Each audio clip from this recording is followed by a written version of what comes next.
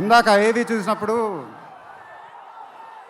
నాది 25th year అంట. అది నాకే అర్థం కాల. త్రివిక్రమ్ గారు కూడా చెప్పారు 25 సంవత్సరాలు. మీరు చూపించిన అభిమానం నేను ఎప్పుడు మర్చిపోలేను. ప్రతి ఏడు అది పెరుగుతానే ఉంది. అది థ్యాంక్ యూ సో మచ్. మాటలు లేవు, ఏం చెప్పాలో నాకు తెలియదు. ఎప్పుడు చెప్తూ ఉంటానుగా, చేతులు ఎత్తి దండం పెట్టడం తప్ప ఏం తెలియదని.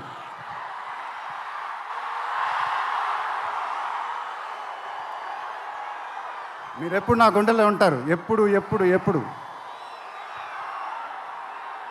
సంక్రాంతి నాకు బాగా కలిసి వచ్చిన పండగ, నాకు కానీ నాన్నగారికి కానీ. మా సినిమా సంక్రాంతికి రిలీజ్ అయితే అది బ్లాక్ బస్టరే.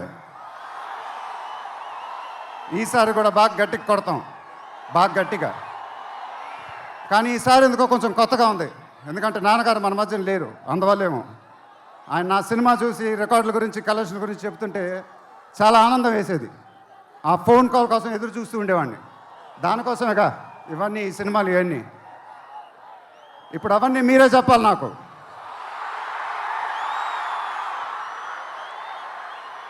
ఇక నుంచి మీరే నాకు అమ్మ, మీరే నాకు నాన్న, మీరే నాకు అన్నీ. మీ ఆశీస్సులు, అభిమానం ఎప్పుడు నా దగ్గరే ఉండాలని మనస్ఫూర్తిగా కోరుకుంటున్నాను. Thank you, thank you, thank you.